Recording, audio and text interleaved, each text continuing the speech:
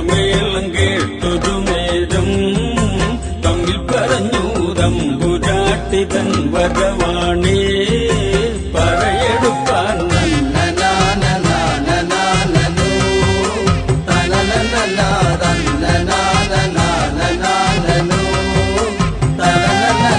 കൊയ്ത്തു നിർത്തി മാത്ര നേരത്തെ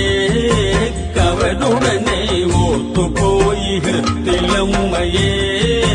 മനമുരുകി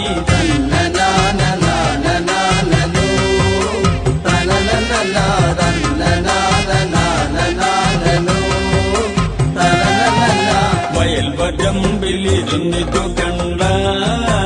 നിലത്തിനാരൻ കലിയുടെ അപഹസിച്ചോതി